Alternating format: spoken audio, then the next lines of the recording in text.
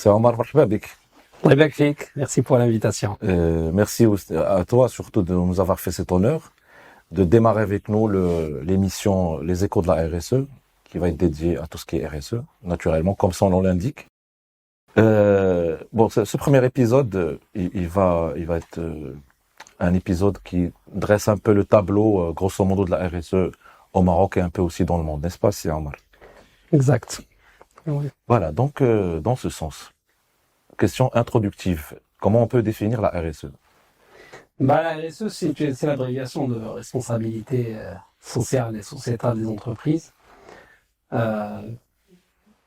C'est une définition à la fois simple et complexe, puisque il intègre un terme qui vient du monde du juridique, qui est la responsabilité. Oui. Et lorsqu'on se pose la question c'est quoi la responsabilité d'une entreprise, normalement c'est être profitable et rémunérer l'actionnaire qui a investi, ou en tout cas l'entrepreneur qui a pris le risque d'investir avec l'entreprise. Et donc c'est toujours très difficile d'utiliser le terme responsabilité. On va y revenir tout à l'heure peut-être, les évolutions actuelles du concept.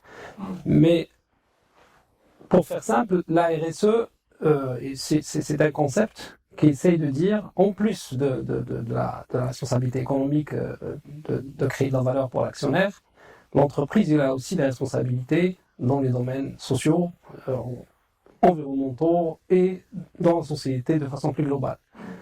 Comment est venu le concept? Comment il est né? Qu'est-ce qui a fait que l'entreprise s'est sentie investie, obligée d'avoir une mission sociale? Est-ce que c'est le contexte économique? Est-ce que c'est le droit international qui a dit que il faut aussi s'engager? En fait, non. La RSE ou CSR en anglais est un concept qui est né aux États-Unis il y a très très longtemps, il y a presque un siècle, et il a été conceptualisé pour la première fois dans les années 50. C'est pas à la demande de l'entreprise ou à la demande des actionnaires ou des entrepreneurs, c'était à la demande de la société, de représentants de la société civile, on va dire, puisque l'Église protestante, dans les années 50, a demandé à un économiste à l'époque, qui s'appelle Howard, d'essayer d'étudier, de formaliser quelle est la responsabilité, pas de l'entreprise à l'époque, mais du chef de l'entreprise. Et donc Howard Bowen, qui a rédigé le premier, on va dire, manuscrit ou livre dédié à la RSE, a formulé la définition suivante, qui dit que la responsabilité, ou la RSE, c'est la responsabilité du chef d'entreprise d'agir en phase et en conformité avec les valeurs acceptées dans la communauté. Et pourquoi les années 50 ? Parce que c'est la période post-Deuxième Guerre mondiale, c'est la période de la reconstruction du monde grâce notamment aux grandes entreprises américaines qui ont beaucoup contribué voilà, exactement, et au dollar. Et aussi parce que beaucoup d'entreprises se sont développées et ont beaucoup grandi avec la période, et à un moment donné commençaient à avoir des agissements qui n'étaient pas bien vus, en tout cas qui n'étaient pas par la société, mais à l'époque c'était l'Église qui a décidé de prendre le devant et si on veut faire un parallélisme, il s'agissait en quelque sorte de rappeler l'entreprise de faire reconvertir l'entreprise au protestantisme, genre elle dévie un peu de... Non, c'est pas la conversion. En fait, pourquoi l'Église protestante? C'est parce que le fondement était éthique. Ah, bien sûr, mais les États-Unis, qu'est-ce que l'Église protestante vient faire là-dedans? C'est ça la question. Oui, alors pourquoi l'Église protestante vient faire là-dedans? Parce que tout simplement, aux États-Unis, comme vous le savez, la religion n'est pas très loin ni du business ni de la politique, puisque tout président, un nouveau président américain élu, une des premières des choses qu'il fait, c'est qu'il va à l'église, c'est qu'il va à la synagogue, etc. Donc ça c'est très il jure sur la vie. Voilà, absolument. Et en fait, c'est pas vraiment religieux, c'est plutôt au sens éthique. Pourquoi? Parce que les comportements qui ont été observés à l'époque au niveau de certaines entreprises n'étaient pas acceptés éthiquement par la société. Quelques exemples. Alors exemple d'une entreprise, c'est Dow Chemical, très connu. C'est une très grande entreprise dans le secteur de la chimie, par exemple. Il avait en partie financé La guerre du Vietnam, par exemple. Un deuxième exemple, c'est Ford, d'ailleurs qui est la première entreprise à avoir nommé un responsable RSE dans les années 60, qui avait développé une voiture économique à l'époque. Bien sûr. Et voilà. Et Ford, c'est. Mais ça, c'est pas les années 50, c'est le début du siècle. Oui, c'est ça. Mais non, mais le problème, c'est que le problème du comportement éthique a commencé à être considéré fin de la période. Pas au début du siècle, pour les entreprises. Hein. Oui. Je dis pas pour les entreprises, parce que déjà les sciences de management à l'époque n'ont pas encore été développées. On n'a pas encore de théorie sur le management, sur comment manager une entreprise qui est développée. C'était les économistes à l'époque qui donnaient aussi les grandes lignes pour comment gérer une organisation, la division scientifique du travail, etc. Mais les années 50, en fait, Ford, ce qui s'est passé, c'est que ils ont sorti une autre voiture qui était très économique, pour la population qui avait un faible pouvoir d'achat. Et il y avait des gros soucis techniques dans la voiture, il y avait beaucoup d'accidents, il y avait même des morts à cause de cette voiture. Et donc il y a un journaliste d'investigation qui a fait une investigation privée et qui a rédigé un livre. D'ailleurs, vous pouvez toujours le trouver sur Internet. Ce journaliste s'appelle Ralph Nader et il a rédigé cet ouvrage intitulé The Car That Kills at Any Speed. La voiture qui tue à n'importe quelle vitesse. Quelle que soit la vitesse. Et en fait, c'est quoi le résultat de l'investigation? C'est qu'elle a trouvé qu'il y avait réellement des problèmes techniques sur la voiture. Le problème, c'est que Ford, comme il était c'était la mer qui a généré l'industrie automobile. Le vaisseau amiral. C'est le vaisseau amiral. Ford, c'est elle qui a créé cette industrie. Le géniteur du capitalisme. C'est le géniteur. Voilà, exactement. Merci pour le terme. C'est le géniteur de cette industrie. Il voulait pas accepter. Impossible de dire qu'une voiture Ford a des problèmes techniques. Une question d'égo. Absolument. C'est le board. Le board, en fait, il voulait savoir. Alors, lorsque il a sorti ce livre, il y avait des preuves, etc., etc. Donc, il y a eu un appel de ONG pour dire, Ford, il n'a pas le droit de faire ce qu'il veut. Il doit s'expliquer, il a une responsabilité, etc. D'accord. Et donc, le board de Ford a dit, attention, la société autour de nous est en train d'évoluer. Et nous, on n'a pas des process qui permettent de détecter les signaux faibles de ces changements dans la société. Et donc, on ne peut plus, en tant qu'entreprise, vivre indépendamment de ce qui se passe autour de nous. Donc, il faut qu'on ait des process en interne qui permettent de gérer ce qu'ils ont appelé à l'époque la sensibilité sociétale. C'est-à-dire comment l'entreprise va devenir sensible à ce qui se passe au niveau de ses parties prenantes externes et au niveau de la société. Et ils ont décidé de nommer un responsable, justement, de tout ce qui est sociétal au sein du board de Ford. Et donc juste pour revenir à l'histoire de la RSE, c'est que les bases de ce concept sont purement éthiques à la base. C'est-à-dire comment l'entreprise, en plus de faire du profit, comment il doit produire, comment il doit employer, comment il doit gérer des relations sociales, etc., de façon éthique, acceptable par la communauté, par la société. C'est ça la problématique de base. Alors après, ce qui s'est passé, c'est que dans les années 70, le mouvement environnemental est arrivé. Je vous rappelle que Greenpeace a été créé vers la fin des années 60. Mouvement de mai 68, toute la pression de l'extérieur qui commence à challenger le capital et à dire...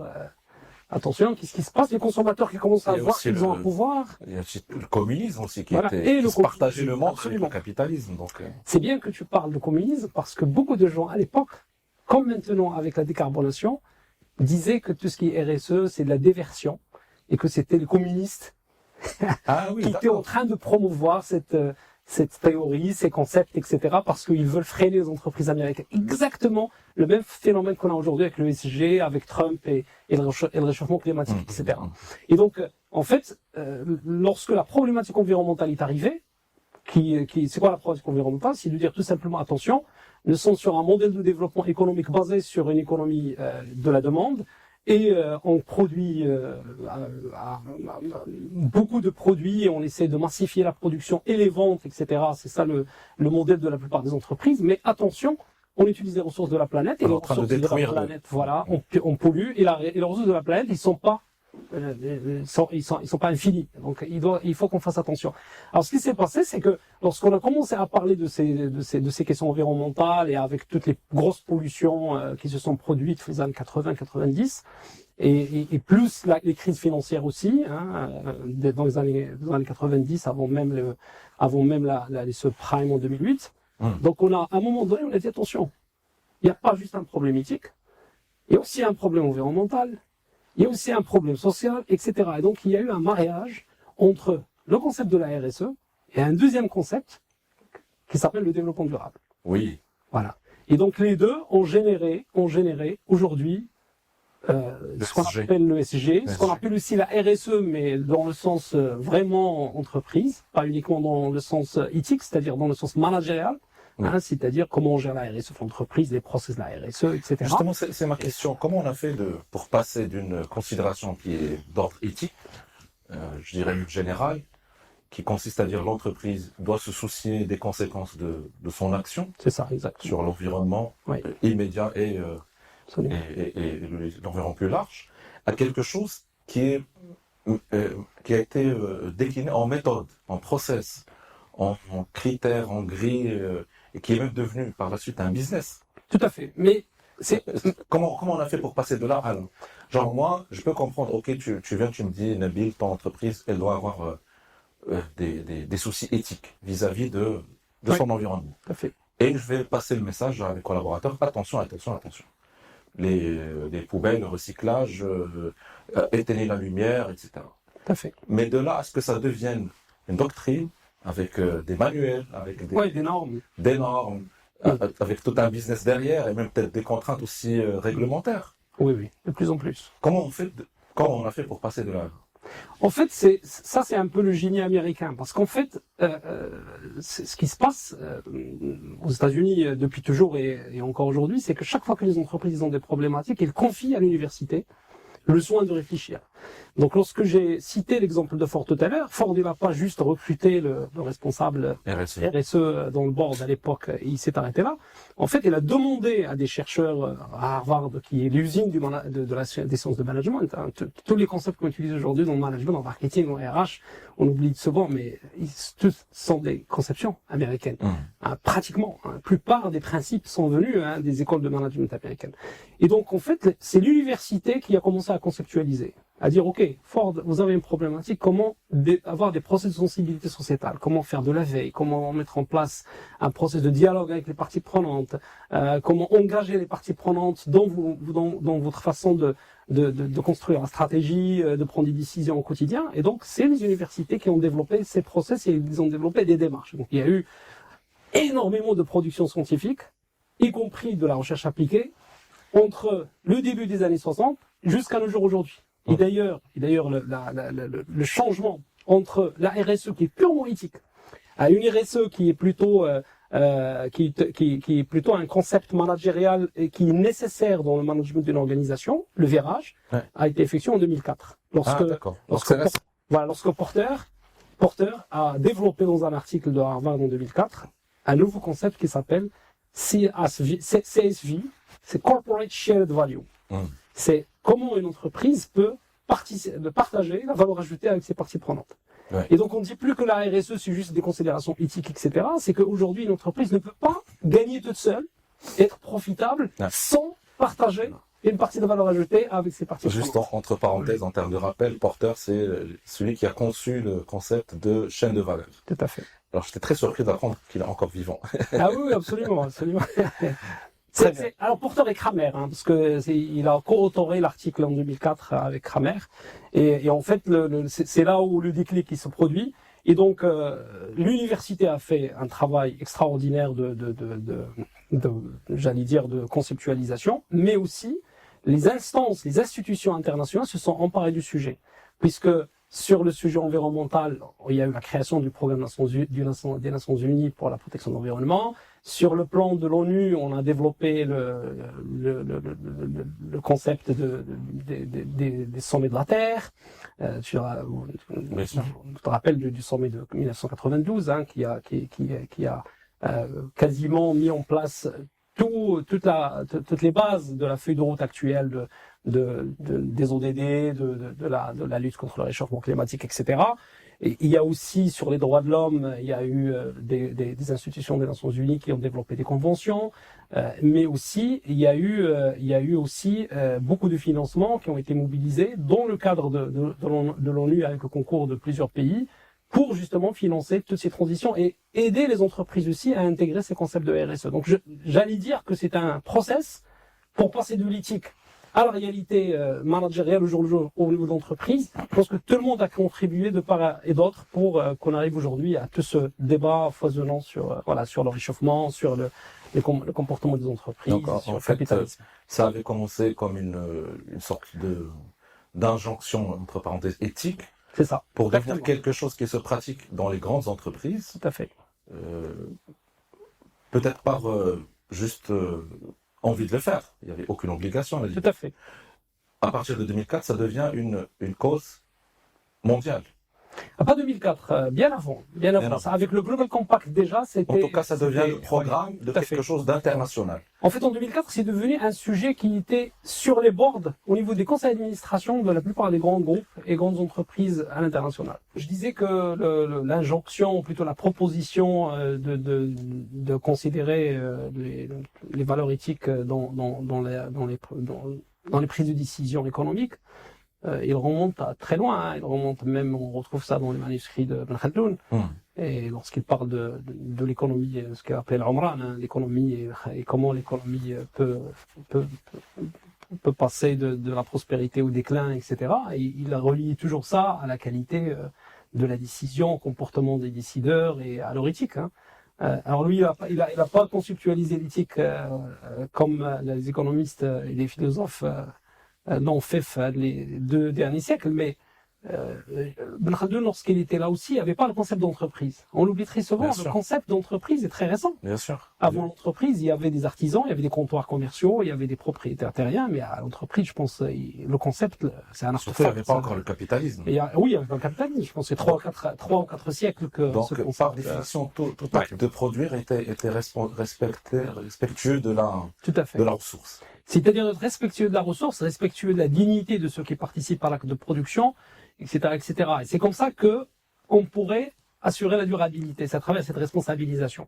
Bon, c'est un autre sujet, c'est un tu sais très bien, ça me passionne. Absolument. Mais bon, peut-être qu'on le prendra pour un tout à fait. Mais je veux dire qu'aujourd'hui... Et à la limite, Ibn Khaldun, ça va de soi, puisqu'il part d'un référentiel religieux, donc ça va de soi. C'est ça. Il y a de l'éthique dans ce qu'il dit fait. Tout à fait. Justement, ça me ramène aussi à ton introduction, quand tu as cité le protestantisme. Là encore, le capitalisme, comme Max Weber nous l'a expliqué, a dans ses gènes l'éthique protestante. C'est ça, tout à fait. Une autre question qui pourrait être intéressante intellectuellement, c'est de savoir comment est-ce qu'on est passé de l'éthique qui est dans l'essence même du capitalisme à quelque chose qui est absente et qu'on doit rappeler et insister et formaliser à travers le concept de la RSE. En fait, le problème de... Est-ce que ce serait pas au final un duel, un duel, oui, une sorte de combat, de dichotomie entre le capitalisme d'essence éthique protestante et quelque chose qui en soit complètement détaché, à savoir le libéralisme. Oui, tout à fait. Parce que ça ne revient pas à quelque chose de cette nature in fine, et c'est justement ça nous ramène au débat actuel qu'incarne Trump, qui est de dire non, il faut laisser faire et laisser aller. Oui, absolument, tout à fait. Et il alors, faut souligner pourquoi le grand capital accepte ce type de discours? Oui, il accepte par pragmatisme. Je vais m'expliquer. Mais en fait, l'influence de l'Église protestante sur l'entreprise, en fait, était limitée à ce qu'on appelle la philanthropie. Oui, c'est-à-dire que l'homme d'affaires, le chef d'entreprise qui gagne bien sa vie, il va partager une partie de ce qu'il gagne en faisant des chèques à des fondations, etc. Oui. Le problème, c'est qu'à un moment donné, même au niveau des entreprises modernes, avec la compétition et avec le développement de la théorie de la gouvernance, etc., ça commence à poser problème. Parce que cet argent qu'on va donner à des fondations, etc., c'est pas l'argent du chef d'entreprise. On le prend, oui, on le prend sur le profit de l'entreprise. Et donc, à un moment donné, on commence à dire, oui, on peut faire, oui, lorsque ça va bien, lorsqu'on a une année qui a donné des bons résultats sur le plan financier, on va un peu contribuer, etc. Mais c'est quelque chose que chaque fois il fallait revenir, il fallait convaincre, il fallait expliquer, etc. Et puis à un moment donné, on se pose la question, qu'est-ce que ça nous rapporte en tant qu'entreprise? On a fait chez Alcatel Fondation, mais qu'est-ce que ça nous rapporte? Et donc à un moment donné, on a dit non, il faut qu'on intègre ça, et que il faudrait qu'on travaille sur des sujets d'abord qui sont pertinents à notre entreprise, à son activité. Et deuxièmement, il faut qu'on fasse quelque chose qui peut bénéficier aussi à l'entreprise. L'entreprise va aussi gagner, et c'est comme ça qu'on a pu convaincre justement le grand capital. C'est de dire, à RSE, ce n'est pas juste un coût, une contrainte, mais une responsabilité, c'est aussi une façon de rester dans le marché, de rester dans la compétition, d'attirer les talents, etc. C'est un débat actuel. Hein. On est arrivé à ce débat après 60 ans de recherche, etc. Et maintenant, on commence quand même à accepter, ne serait-ce que sur le plan du risque, que la RSE ou là, les sujets de la RSE doivent être intégrés dans les process, doivent être managés, doivent être adressés, et il faut allouer des budgets, parce que si on ne le fait pas, même le profit qu'on avait l'habitude de faire pourrait être remis en cause, ou là il pourrait être menacé. Moi, je peux très bien comprendre cette posture de dire, par risque, il faut quand même provisionner en termes de RSE. C'est ça, c'est un peu la tendance actuellement. Oui. Non, aujourd'hui la tendance est plus que ça. C'est que c'est un sujet prioritaire. Oui, mais selon du risque. C'est un sujet prioritaire. Ouais, alors on a même l'impression que des fois aujourd'hui des entreprises, elles ont même envie de gommer leur métier de base et de ne promouvoir que le côté RSE. Oui, sur leur proposition, au niveau de leur proposition de valeur. Oui, en termes d'image qu'ils ont envie de d'image. Oui. Oui. Ce qui fait qu'en termes de budget, on va prioriser tout ce qui est RSE par rapport à quelque chose qui soit en relation directe avec le produit. Oui, mais le problème, il n'est pas résolu comme ça, parce que même si on le priorise sur un exercice, par exemple, et on fait de la communication sur des actions qu'on fait, etc., on va se rendre compte que l'exercice suivant, ça n'a pas nécessairement amélioré les parts de marché, ça n'a pas nécessairement amélioré l'engagement des collaborateurs, etc. Et donc aujourd'hui, non. Aujourd'hui, ce qu'on fait, tout le monde parle de ce qu'on appelle l'intégration. C'est-à-dire que la RSE, ou les sujets de la RSE, sont un sujet opérationnel comme tous les autres sujets. Bien sûr, d'abord stratégique, donc mais opérationnel aussi. C'est un coût permanent. Voilà, donc c'est un coût permanent. Je te donne un exemple. Au niveau des fournisseurs, avant la RSE, on va consulter des fournisseurs, on va prendre celui qui offre le meilleur rapport qualité-prix, des fois même celui qui a le prix le plus bas. Et puis voilà, et on avance.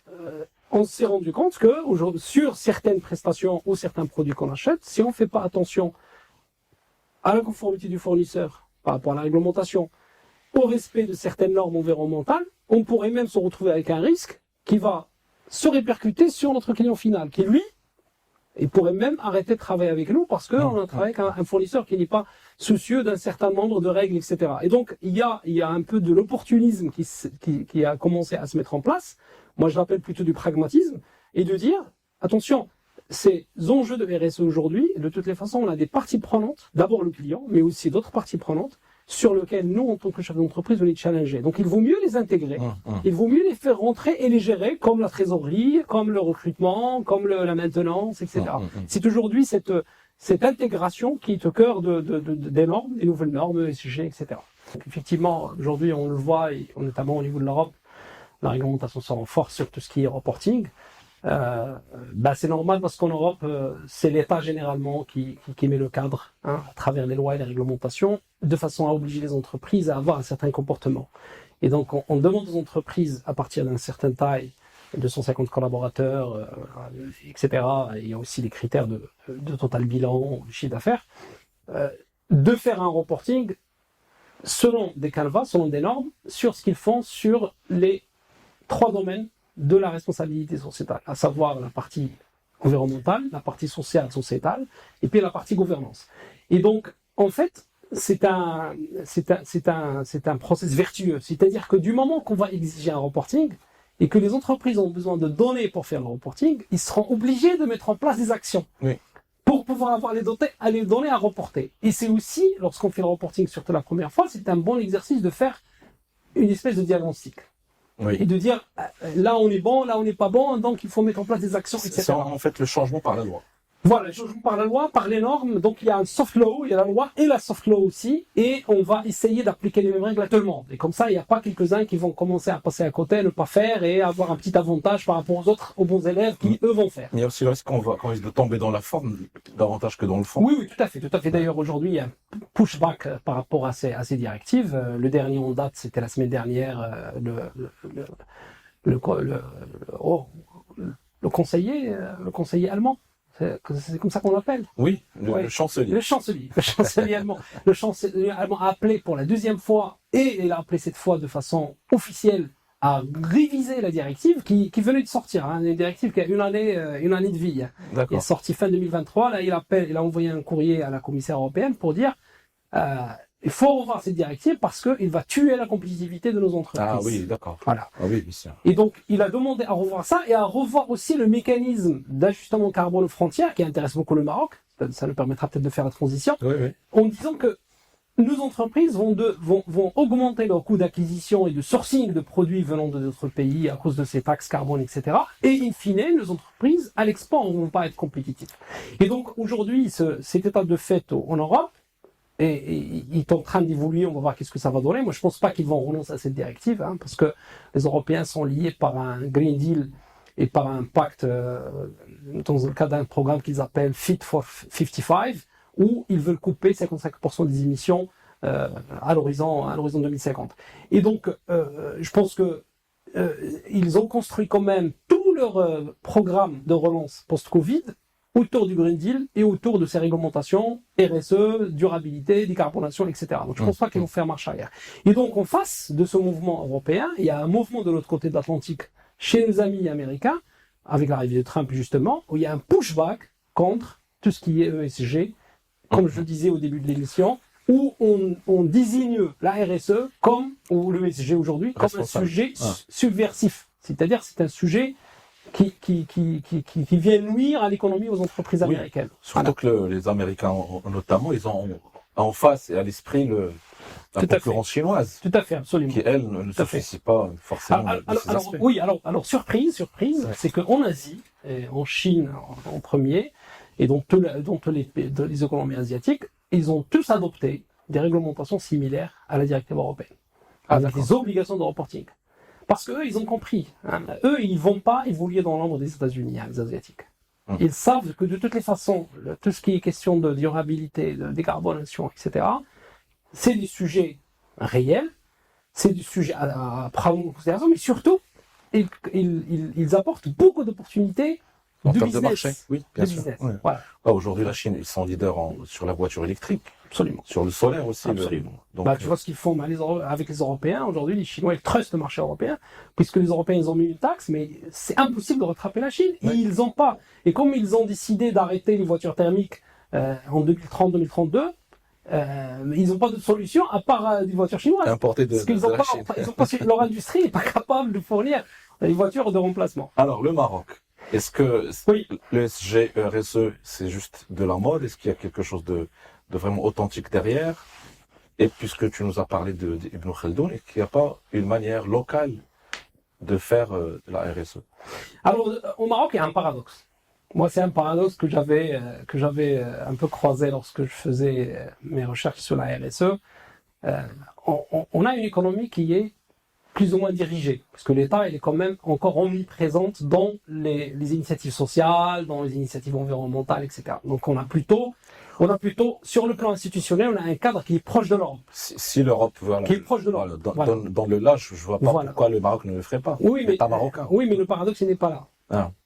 Et la RSE et le ESG, c'est pas l'État qui la drive, c'est l'initiative privée, comme les États-Unis. Donc on a un comportement du secteur privé qui est plus proche du système libéral américain, où l'entreprise va faire pour faire joli, pour communiquer, pour se positionner. On a une stratégie de développement durable. Non, mais il n'est pas encore décliné. Non, il n'est pas encore décliné. Moi, je peux te dire qu'aujourd'hui... Le solaire, c'est l'État. Oui, c'est encore l'État. Oui. C'est encore l'État. Ah oui. C'est encore l'État. Mais aujourd'hui, la production privée d'électricité, par exemple solaire, est toujours bloquée parce que les lois ne sont pas sorties. Et c'est les entreprises qui vont aujourd'hui passer à la deuxième phase vraiment de développement des énergies renouvelables, par exemple. Parce que l'État, il produit pour tout le pays. Maintenant, les initiatives, on est plutôt à un niveau micro. C'est l'intérêt. L'État n'a pas intérêt à tout faire non plus. Oui. Mais en termes de RSE, Non, Tu me dis que c'est le privé qui drive. Oui, c'est le privé qui drive. Je rappelle quand même qu'il y a un cadre légal. Non, mais c'est le privé qui drive. C'est-à-dire qu'aujourd'hui, il n'y a pas une seule entreprise au Maroc qui a mis en place une démarche RSE ou qui s'est fait labelliser RSE parce que l'État a demandé ou parce qu'une agence de l'État a demandé. Je suis désolé, il n'y a pas un seul exemple où c'est l'État qui a demandé. Par contre, rappeler aussi que c'est des multinationales même d'entreprises marocaines. Alors pourquoi ils l'ont fait? Il y a plusieurs déterminants. Un des déterminants d'abord, c'est le client. C'est-à-dire ceux qui exportent sont obligés de faire, donc ils vont faire. Clients étrangers. Voilà, étrangers. Ceux qui exportent, par exemple, je prends juste le textile. Ceux qui travaillent avec Inditex. Je ne vais pas citer les marques d'Inditex, mais c'est très connu Inditex. Bien sûr, César entre autres.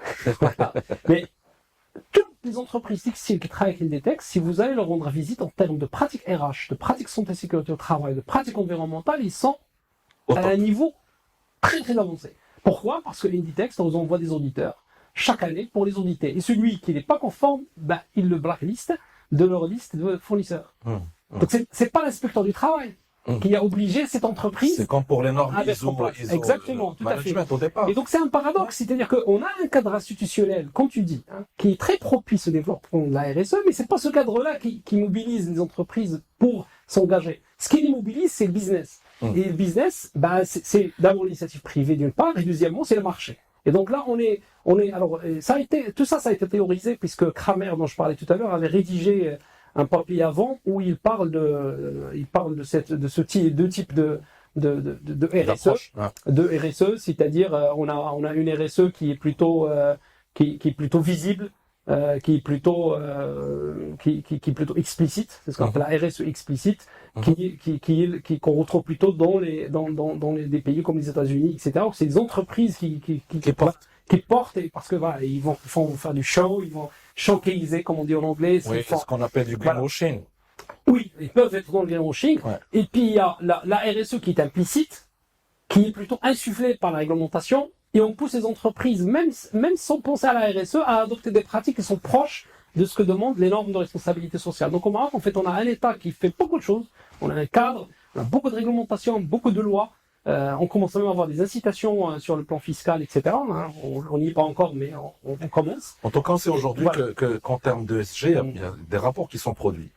Alors pourquoi sont produits? Parce que c'est déjà pas mal, n'est-ce pas? Oui. Alors les entreprises aujourd'hui qui ont l'obligation de produire effectivement, c'est celles qui sont cotées en bourse. Voilà. Et l'autorité des marchés exige que ces entreprises-là publient. Pourquoi? Parce que, comme vous le savez, l'autorité des marchés, il a aussi une mission, c'est de protéger le consommateur. Le consommateur ici, c'est l'épargnant. Qui va acheter des actions d'une entreprise. Donc, il faut qu'il soit informé. Consommateur, puisque on est sur Consomnews. Absolument, tout à fait. Et Green Times aussi. Mais pour te faire plaisir aussi, une des premières normes mondialement admises ou reconnues en matière de RSE, qui est l'ISO 26000, a été écrite suite à l'initiative d'un comité de protection des consommateurs mondial. D'accord. C'est lui qui a demandé à écrire une norme sur la RSE. C'est un clin d'œil à nos amis absolument. Des associations de protection des consommateurs. Absolument, tout à fait. Alors le souci, c'est que effectivement, c'est publié, mais on ne sait pas où est-ce que c'est référencé. Ces rapports ESG. Quand on va sur le site de la bourse, moi, j'ai pas l'impression qu'on ait tous les rapports. Donc si on veut les consulter aujourd'hui, c'est. En fait, ils sont disponibles pour ceux qui sont obligés de Peut-être qu'il faut faire la demande, mais c'est pas public. Non, il y a les rapports, il y a les rapports. C'est soit des rapports ESG, soit c'est des chapitres dans des rapports financiers, bien sûr, les RFA, qui sont exigés par l'autorité. Mais ce que je veux dire, c'est aujourd'hui, c'est pas pour moi ça qui drive. Ce qui drive aujourd'hui les entreprises. C'est le client final. Alors aujourd'hui, il y a trois. Il y a trois parties prenantes aujourd'hui au Maroc qui sont vraiment au chevet des entreprises et vraiment c'est elles qui mobilisent les entreprises pour s'engager. Les clients, en premier lieu. Bien sûr. Et notamment les clients à l'international et aussi des gros clients donnants d'ordre comme OCP, comme etc. Aujourd'hui au Maroc. Oui. Absolument, public. Même les marchés publics aujourd'hui, il y a des règles sur la corruption, il y a des règles sur le respect du paiement des impôts, sur la partie sociale, sur les assurances, etc. Donc ça drive aussi. Donc le client. Le deuxième driver, c'est l'investisseur. Aujourd'hui, comme on commence à avoir beaucoup d'entreprises qui accueillent dans leur tour de table des investisseurs, c'est soit private equity, soit des investisseurs institutionnels, ces investisseurs-là sont obligés de faire des due diligence aussi ESG par rapport à ces entreprises Et une fois ils investissent ces entreprises, ils vont leur demander de mettre en place des plans d'action ESG, de calculer dessus des indicateurs ESG. Alors, tu me diras pourquoi les private equity, puisque c'est pas les institutionnels, parce que les private equity, pour faire leurs acquisitions, ils s'endettent auprès des institutionnels. Ah, d'accord. Donc, lorsqu'ils vont aller demander à un institutionnel, type Caisse de dépôt, etc., notamment international, de l'argent, et même à des banques, des grands groupes bancaires, de lever de la dette pour aller faire des acquisitions, investir dans des entreprises, eux-mêmes vont subir la pression de ces bailleurs de fonds qui financent leurs acquisitions. Donc ça, c'est les investisseurs. Le troisième acteur, c'est quelques parties prenantes qui aujourd'hui, pour lesquelles le ESG est un vrai sujet. J'allais dire des fois de survie, ou là c'est un vrai sujet au plan stratégique. Par exemple, les actionnaires, si je prends dans les conseils d'administration de certaines entreprises, les risques ESG sont devenus des risques non discutables. Et il y a des comités ESG qui se créent pour les entreprises, par exemple au niveau du Maroc, parce qu'on ne veut pas du tout vivre avec un risque ESG qui n'est pas géré. Par exemple, un risque social avec les employés, un risque avec les riverains, un risque avec des fournisseurs stratégiques ou même avec les fournisseurs sur des questions éthiques ou de corruption. Et donc, vous avez des parties prenantes qui ont un intérêt, qui vont mettre la pression à l'entreprise. Qui ne sont ni clients, ni État. Ni clients, ni investisseurs, ni État, mais qui ont des leviers d'interaction qui leur permettent vraiment de s'imposer. Voilà. Un pouvoir de nuisance. Oui, de nuisance, mais d'influence. Moi, je vais dire plutôt d'influence. Donc, effectivement, on voit très bien qu'aujourd'hui, le SG RSE devient un sujet sérieux au Maroc, du moins pour les grandes entreprises, mais peut-être aussi pour les petites. J'ai envie de dire qu'il y en a qui pratiquent ça sans que ça soit formalisé. Tout à fait, absolument. Tout entrepreneur digne de ce nom a forcément conscience des risques sociétaux que son activité implique. Mais alors, du discours à la pratique, est-ce qu'il y a peut-être des exemples qui méritent d'être mis en avant aujourd'hui? Oui, tout à fait. Il y a des exemples qui méritent d'être partagés et qui montrent aussi comment on peut considérer ces questions de SG, RSE, durabilité, etc., comment les considérer plutôt comme des opportunités que juste des contraintes qui génèrent uniquement des coûts pour l'entreprise. Je souhaite. Est-ce que tu as exemple de quelqu'un qui donner un exemple? Pas du tout, et aujourd'hui. Oui, alors ne croyez pas du tout. Pas vraiment, parce que comme vous avez vu tout à l'heure, lorsqu'on a parlé des États-Unis, ça a pris comme des décennies pour passer de zéro croyance jusqu'à oui, tout à fait. Mais on a des entreprises qui ont vite compris que en intégrant la RSE dans leur chaîne de valeur et en construisant cette RSE avec leurs parties prenantes et notamment externes, ils ont pu soit changer complètement leur modèle et ils ont pu transformer leur entreprise. Je prends un exemple emblématique, c'est l'OCP. Oui. L'OCP aujourd'hui, c'était une entreprise minière à la base. Moi, lorsque j'étais jeune, l'OCP, c'est les phosphates, c'était les mines. De l'extraction. Aujourd'hui, si vous parlez à l'OCP, ils vont pas vous dire qu'on est une compagnie minière. Et aujourd'hui, ils sont classés dans les compagnies chimiques. Et c'est une compagnie qui fabrique des engrais. Et même, ils sont allés au-delà. Aujourd'hui, l'OCP, lorsque vous allez leur dire, justement, lorsque vous allez dire à l'OCP, c'est quoi votre raison d'être, ils vont vous dire, notre raison d'être, c'est de nourrir la planète. Donc, on passe des mines, l'agro-industrie, ou la grille, l'agro-industrie. C'est-à-dire que tout simplement, qu'est-ce qu'ils ont dit? Ils ont dit très bien, comment aujourd'hui on peut créer plus de valeur avec le partie prenante au niveau des sites d'implantation, au niveau justement de l'école, de toute leur filière éducation avec l'UMCSP, de l'innovation, etc. Et comment avoir cette image juste d'une mine, avec des poussières ou une usine avec beaucoup d'émissions et potentiellement de pollution, etc. On passe à une image d'une entreprise qui, d'abord, résout un problème lié à l'agriculture et lié à la sécurité alimentaire au niveau international. Deuxièmement, une entreprise très engagée parce qu'il crée l'emploi, il accompagne les citoyens, il accompagne les entrepreneurs, il accompagne les étudiants, etc., etc.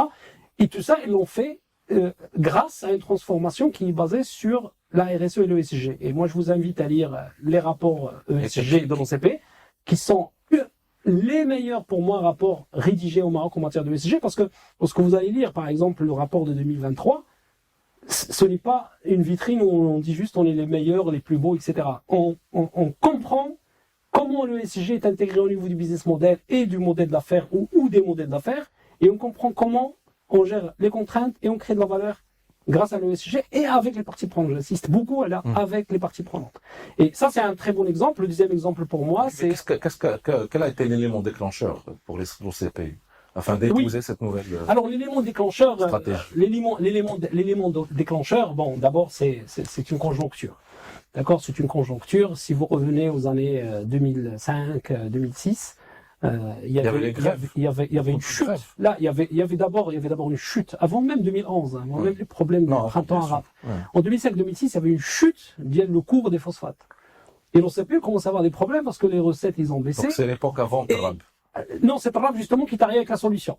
Voilà, c'est Trump qui est arrivé avec la solution. En 2006-2007, je pense. Voilà, 2006 est arrivé, et donc il a compris que pour que l'OCP d'abord soit sauvé de la conjoncture qui il commence déjà par augmenter les prix des phosphates. Alors, ce qu'il a fait, c'est qu'il a arrêté la production pendant 6 mois. Hein. Il a fait augmenter les prix parce que quand le poids de l'OCP est important sur la partie phosphate, donc il a réussi à le faire. Et donc, ça c'est le génie de l'OCP. Mais en fait, c'est la conjoncture, et donc il a compris, il avait aussi, je pense, le mandat de transformer l'entreprise. Juste entre parenthèses, Omar, je me permets de faire cette parenthèse avec toi puisque tu es mon ami. Dans les années 60, est-ce que tu sais que l'OCP recevait des subventions de l'État? Non. C'était pas rentable. Parce Voilà. qu'elle n'avait pas encore compris à cette époque-là son poids au niveau international, donc elle vendait du phosphate à prix pas intéressant. Ils vendaient de la roche, ouais. Ils ne vendaient même pas de l'acide phosphorique à l'époque, parce que l'usine de Safi, Maroc Chimie, a été construite dans les années 60. Justement, la méthode Trab, elle est complètement en rupture par rapport à Absolument, tout à fait. C'est un complètement changement de modèle. Et je pense que, venant de la Banque mondiale, cette Trab aussi, il avait compris que ces pressions ESG, ils sont en train de venir, parce que je rappelle que les normes de performance ESG de la Banque mondiale, ils ont plus de 25 ans. Hein. La Banque mondiale utilisait des critères et des normes, ce qu'elle appelle les normes de performance, sur l'environnement, le social, etc., depuis les années 90. Hein. C'est ce que je dis tout à l'heure. Hein. Avant de se démocratiser dans les entreprises, c'est passé d'abord par la sphère institutionnelle. Donc, c'est une transformation volontaire. Non, c'est une transformation volontaire, c'est une transformation aussi qui était salutaire. Hein. C'est-à-dire que si on n'avait pas fait ça, on allait être... parce que, en fait, ce qu'on oublie très souvent, c'est que l'OCP, ses clients, ils sont très loin du Maroc. Et l'OCP, a deux handicaps. D'abord, la distance, parce que le premier client, c'est l'Inde. Et donc, il suffit d'avoir un concurrent comme celui qu'on a maintenant en Arabie Saoudite, mais à Aden, c'est déjà la moitié du trajet oui. qu'ils vont économiser. La deuxième contrainte de l'OCP, c'est le soufre. On achète le soufre. Arabie Saoudite, le soufre, il sort du raffinage. C'est un déchet. Oui. Et donc, plus l'énergie, bien sûr. Bien sûr. Saoudite, l'énergie, c'est gratuit, C'est gratuit. pratiquement. Et donc, aujourd'hui, nous, on arrive à concurrencer ces gens, même s'ils sont plus proches des marchés, même s'ils sont... Parce qu'on a installé les usines sur place aussi. Non, oui, on a installé les usines, mais c'est surtout, on a beaucoup travaillé sur la supply chain, on a aussi diversifié les marchés, puisqu'aujourd'hui, on a aussi l'Amérique latine, on a aussi l'Amérique du Nord, le Canada, l'Europe, bien sûr, etc. Donc, c'est beaucoup de travail, bien sûr. Cette RAB, il est venu aussi compléter ce qu'ont fait les autres. Hein. Il faut Alors, dire deuxième aussi. exemple. Un deuxième exemple, pour moi, que j'aime beaucoup, c'est Cosumar. Même si Cosumar, elle est dans un marché qui est subventionné, etc. Donc, je vais pas prendre le côté client, le côté marché, je vais prendre le côté amont agricole. C'est extraordinaire ce que fait Cosumar.